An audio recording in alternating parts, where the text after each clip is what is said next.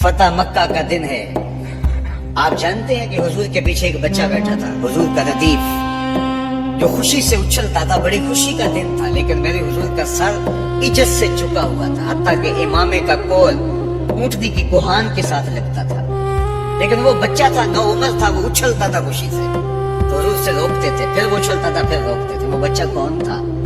تاریخ میں ڈھونڈے, نواسا نہیں ہے, کسی انصاری سردار کا بیٹا نہیں ہے, کسی قریشی سردار کا بیٹا نہیں ہے, حضور کے خاندان کا کوئی فرد نہیں ہے. ہم نے تاریخ ڈھونڈی تو وہ حضور کے آزاد کرتا غلام اور منہ بولے بیٹے زید بن حارثہ کا بیٹا اسامہ بن زید ہے. فتح مکہ کے دن اپنے ساتھ جس کو بٹھایا وہ غلام زادہ تھا. دنیا کو بتایا محمد عربی غلاموں کو عزت دینے آیا ہے. ایک غلام کو یہاں اپنے ساتھ سواری پہ بٹھایا, دوسرے کو کعبے کی چھت پہ چڑھا دیا. بلال حبشی کو کہا یہاں کھڑے ہو کے اذان پڑھو. اللہ اکبر.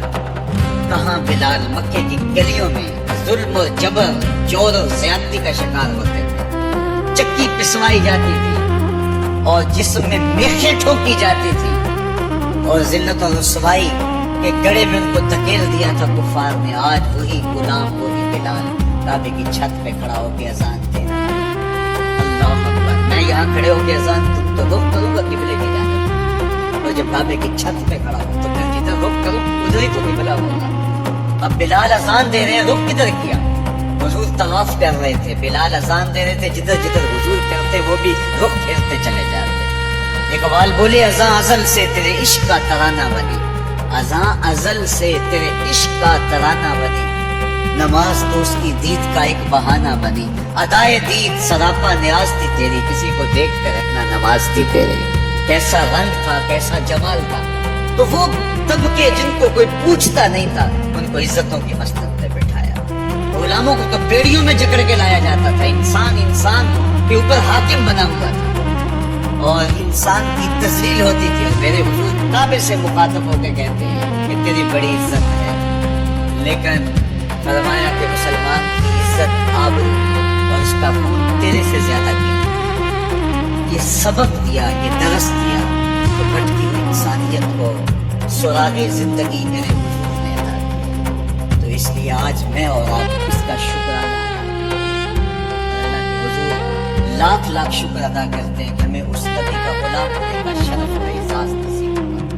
تو پھر ان کی تذکروں اور ان کی محبتوں کی خوشبو بکھیریں گے, ان کے ذکر کی مہک سے مشام ہستی کو کیوں معطل نہیں کریں گے. ان کا تذکرہ نور بھی کریں گے, اور ان کے بتائے ہوئے طریقہ کو اختیار کر کے اپنی زندگی کو بھی دور دور کریں گے. آج ایک طرف ہم اپنے گھروں میں چراغاں کرتے ہیں, تو میں کہتا ہوں کہیں یہ چراغاں بنیروں تک محدود نہ رہ جائے. کوئی دیا لے کے دل نگر میں بھی آؤ, کہیں دل کی گلیوں میں اندھیرا نہ رہ جائے. تم گلیوں میں تو جھنڈیاں لگا دی, کہیں دل کی گلیاں ویران نہ رہ جائیں. آؤ کوئی جھاڑو لے کے دل کی صفائی بھی کرو, تمہارا اندر بھی ستھرا ہو, تمہارا باہر بھی ستھرا ہو. پھر میرے مصطفیٰ پہ درود پڑھو. یاری لا تو پاک نبی سنگ اے پر پوری یاری, پھر درود قبول ہے تیرا لاکھ نہ لو ایک باری. ان کا طرز زندگی روح میں جذب کر لیجیے, ان کے بتائے ہوئے طریقوں کو اپنی زندگی میں اتار لیجیے. تو ہم اگر اپنی پہچان حضور کے نام سے کرواتے ہیں, اور ہماری ساری پہچان ہے ہی ان کے نام سے, تو پھر ہمارا عمل بھی اس کی گواہی دے, ہمارا رویہ بھی اس کی گواہی دے, ہمارا طرز زندگی بھی اس کی گواہی دے. آج بھی اگر اسلام کا دامن پکڑو تو انتم الاعلون ان کنتم مومنین. میرے رب نے وعدہ کیا, کافر رکھتے کیا ہے, تم مومن بن کے دکھاؤ, عزتوں کا تاج تمہارے سر پہ رکھو. لیکن تم تن آسان ہو, تم خواہشات کے بندے بن گئے ہو, آرزوؤں کے غلام بن گئے ہو, اور نعمتیں وہ مانگتے ہو جو بدر اور احد کے صحابہ کو عطا کی گئی. کہاں کیسے تمہیں وہ نعمتیں ملے گی؟ پہلے اپنے آپ کو ثابت تو کرو کہ ہم ان کے اہل ہیں, اور جب اپنی اہلیت ثابت کرو گے تو رحمت کی برکھا برسے گی, اور اتنا کرم ہوگا کہ تمہارے دامن تنگ نظر آئیں گے, اور تم برستے پھولوں کو سمیٹ نہیں پاؤ گے. لیکن افسوس کہ تم طلب وہ کرتے ہو.